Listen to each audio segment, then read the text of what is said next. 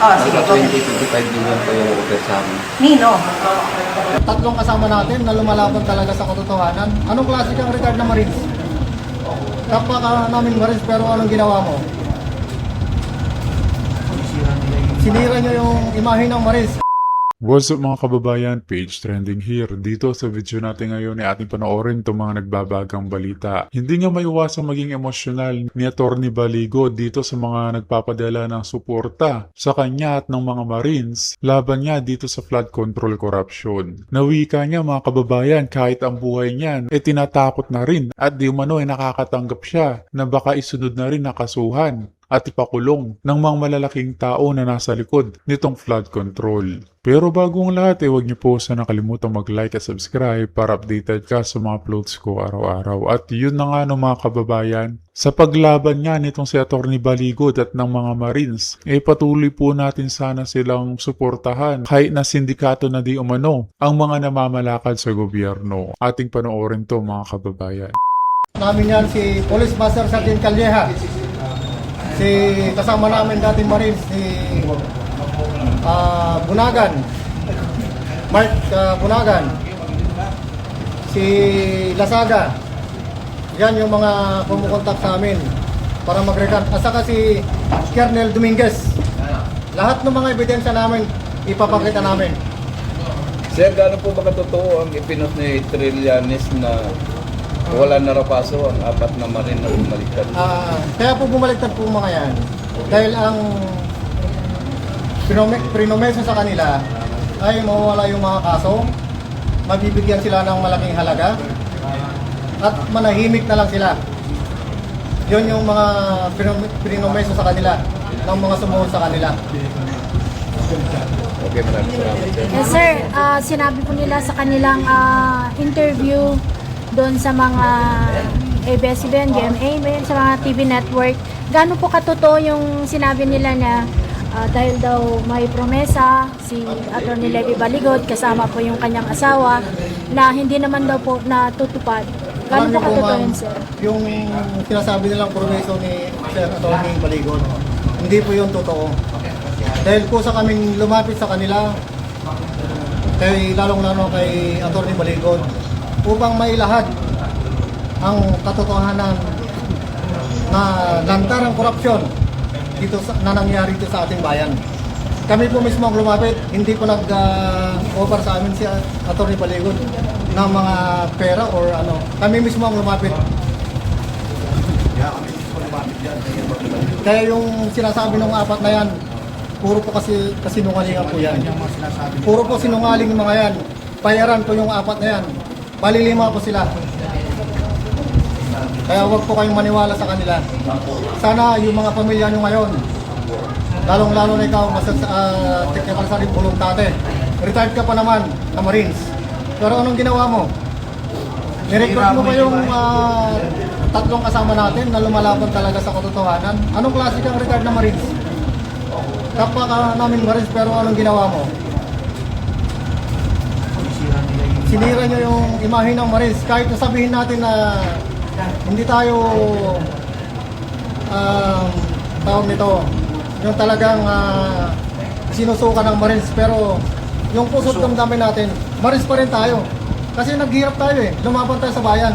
Nagserbisyo tayo bilang sundalo. Once sa Marines, always sa Marines. Marines pa rin tayo. Kaya sabihin nila hindi ka Marines, pero tingnan magka-halongkatan man ng papel. Meron kaming record sa Marines, kaya huwag nilang sabihin hindi kami Marines. Kaya masasabi ko lang sa apat, sana yung pamilya nyo, mga kapitbahay nyo, mga kapamilya nyo at saka mga kaibigan nyo, hindi kayo bubulihin sa ganitong ginawa nyo na pagtalikod sa ating pinaglalaban. Good luck sa inyo. Oh, sige. Nasa 20-25 million po yung offer sa amin. Nino? Sabihin mo yung nakausap na. Kausap namin. Sino yung kausap niyo? Yung kabilang dati namin kasamahan. Sino? Like, Mark Bunagan. Johnny Aguilar. Sila yung nag-offer sa'yo? Yes, sa inyo? ma'am. Tig magkakano kayo? 20, 25. Nung una kasi, umabot ng 5 million lang, no? And I can show you text messages, 5 million. Hindi, sinabi 5 million daw galing sa inyo. Hindi ko. Hirap na kaming magpiansa eh. Kung may 5 million ang mga to, di sila na. Hindi, baka hindi galing sa inyo sa pocket niya, pero doon sa sumusuporta sa inyo. Wala. You would know better. You can ask later on the 14 if there is anyone behind me or behind them other than us lang. Okay. Well, tumulong si Mike Defensor paunti-unti, no, groceries, kasi alam niya, nasa safe house sila. So, ganun lang. Pero yung pera na 5 million. What was his objective in helping? Well, kinausap ko kasi siya noon, no, bago lumabas itong 18. Mike, what happened to Butesa? Pero hindi alam ni Mike Defensor, nakausap ko na, kasama ko na itong mga 18. Kasi October of 2025 pa kami magkakasama.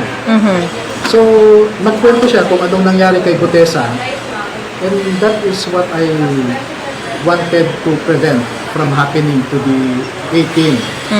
Kaya mula noon, nag-uusap kami ni Mike. No?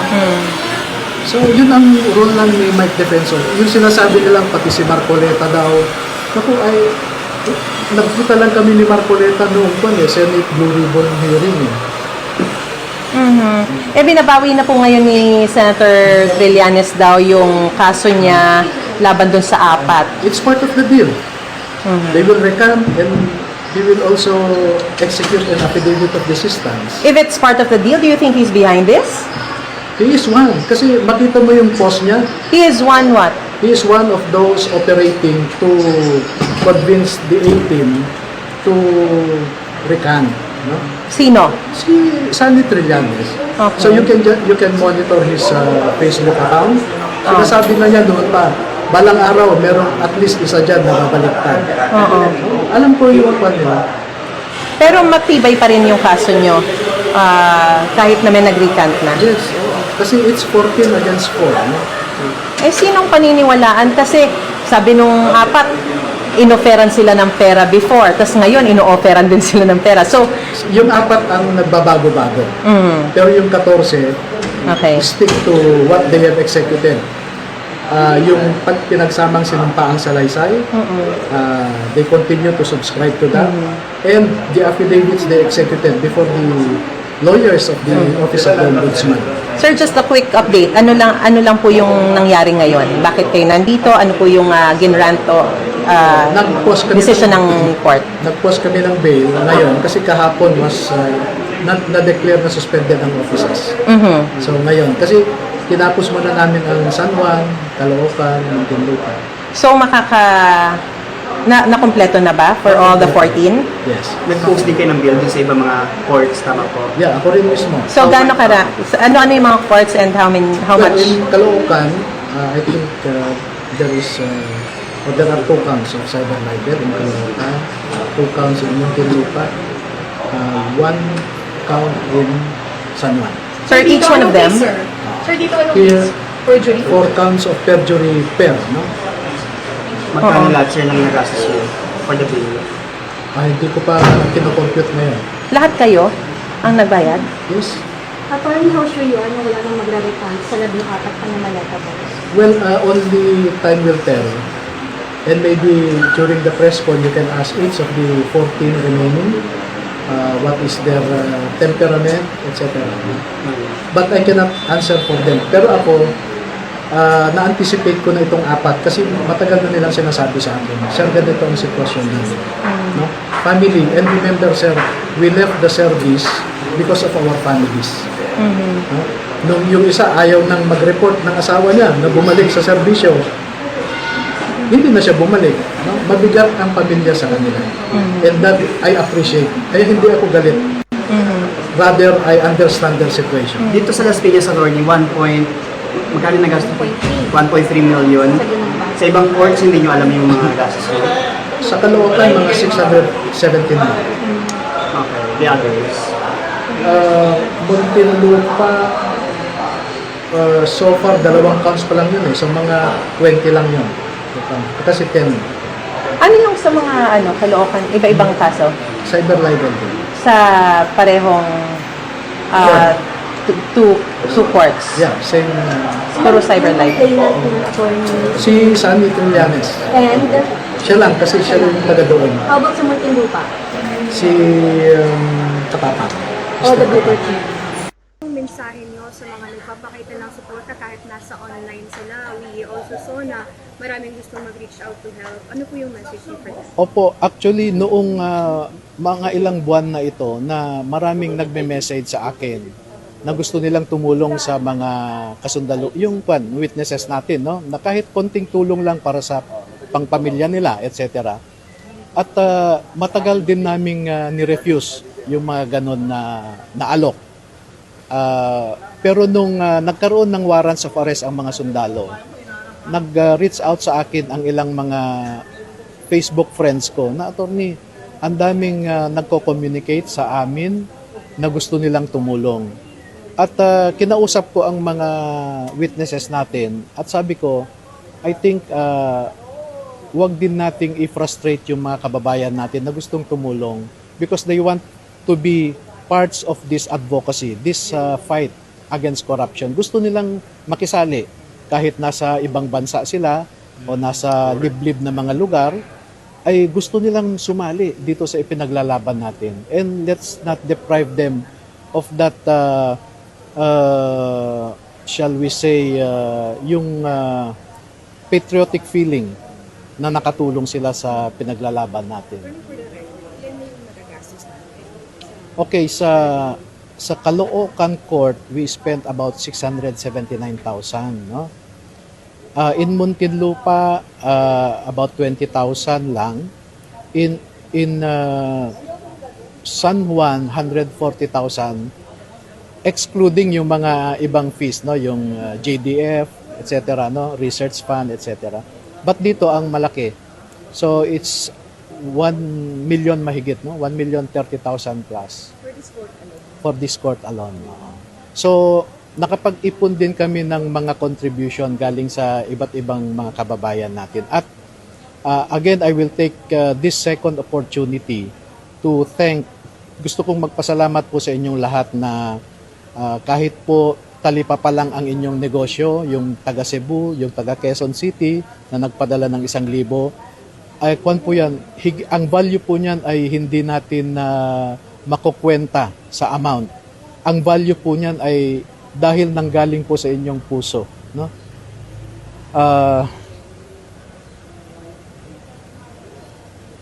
Maraming salamat po, no, sa inyong lahat. Yung mga kababayan natin na nasa ibang bansa, na ipapadala sana ninyo yan sa inyong mga pamilya na nandito sa Pilipinas, na kaya kayo nag-abroad ay para maiangat din ang buhay ng inyong pamilya. Bagkus, ibinigay nyo pa para sa tulong sa mga sundalo natin, no? So maraming salamat po.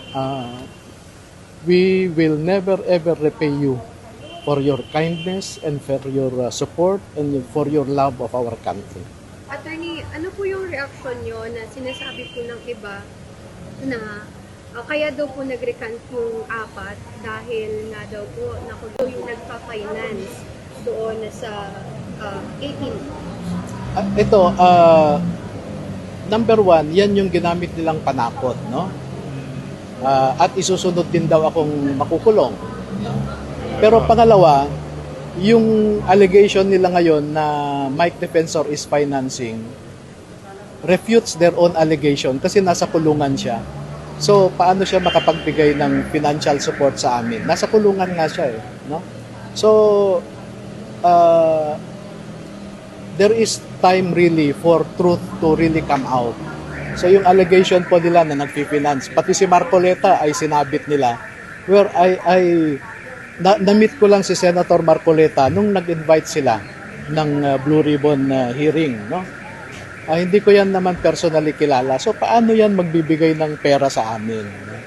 So, actually, nagsasakripisyo ang mga sundalo na ito. Hirap sila sa buhay, pero pinapanindigan ito. And yung mga inaambag ng mga kababayan natin na nagpapadala, no, ay nakakatulong din para sa pangkain nila. So yung mga personal needs, no? Mamays.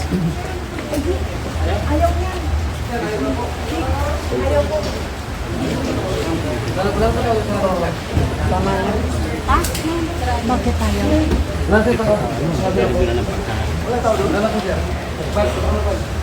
Sundan nyo na. Sundan nyo na. Iba, rito lang, dito lang.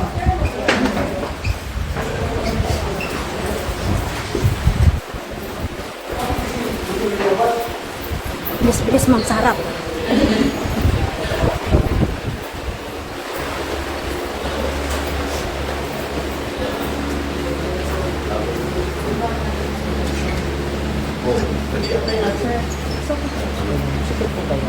Sinasabi na sinasabi sa akin.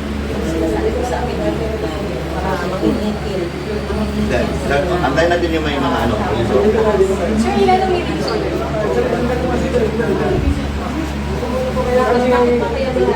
Sige lang, pwede na basta ko. Atras mo na tayo. Si... Yung mga dito kami dyan, ebidensya na talagang inaano kami no.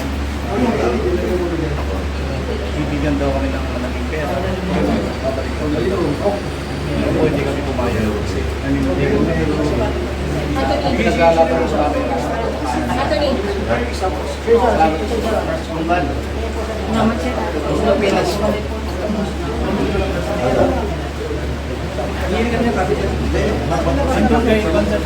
Sir John, yung copy.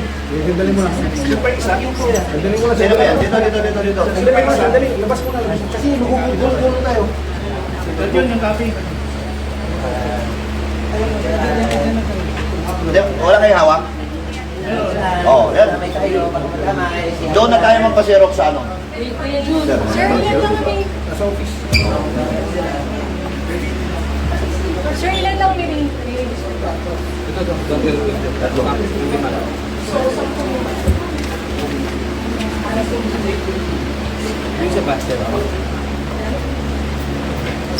Tap, buluan, tap. Tibuluan. O, sino isa? Sino pa yung isa?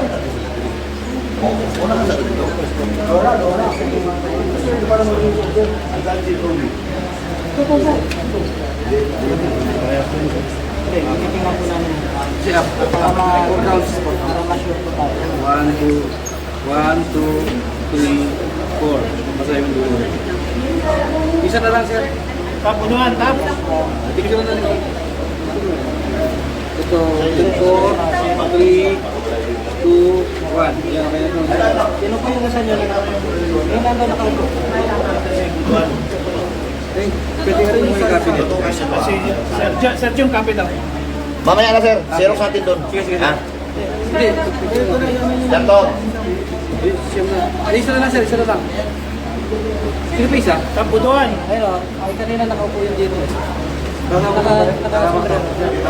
Para maano na. Buduan. Buduan. Sige. Tawag ka lang. Pwede ba? Kasi ano na, titignan mo. Ito na isa. Tamahan mo lang sir. Nagpatingin mo ID siya.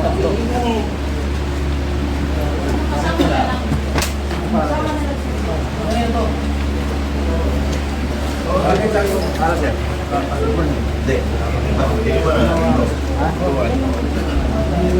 Buduan sir, hindi buduan. Yes sir.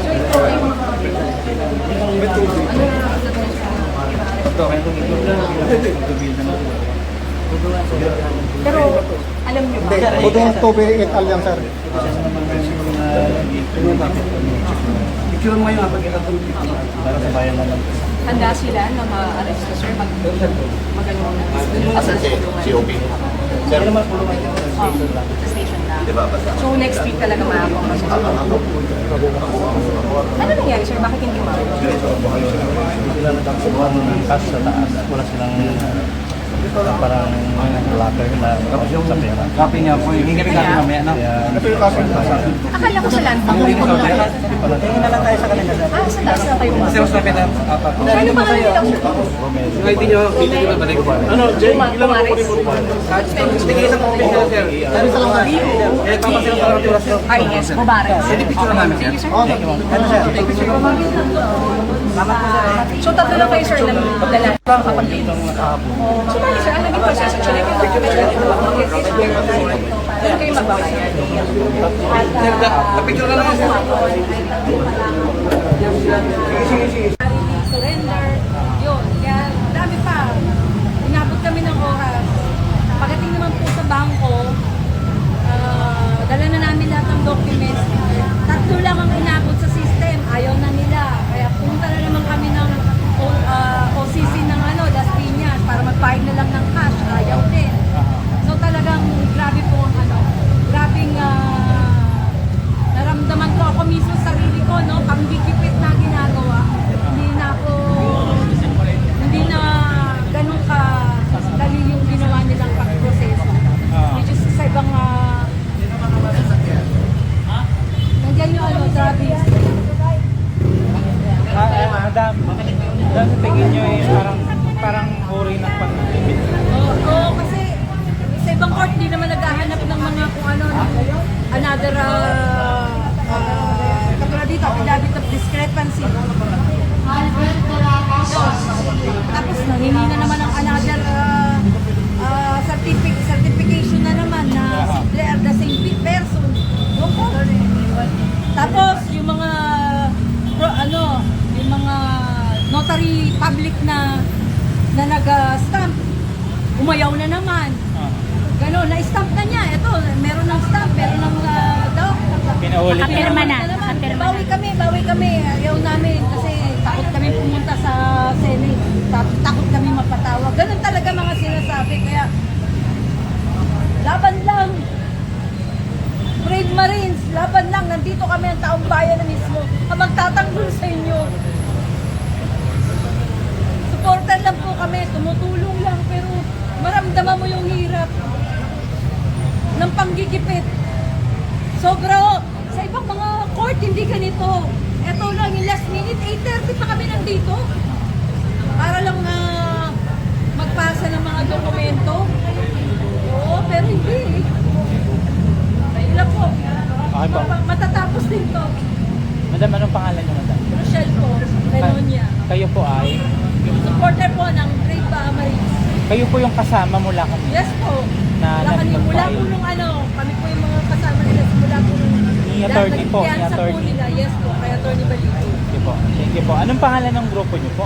Wala po kami grupo. Mga ano Yes po, kay mga volunteer. individual po ito na sumusuporta. Okay po. Thank you po. Thank you po. Maraming salamat po.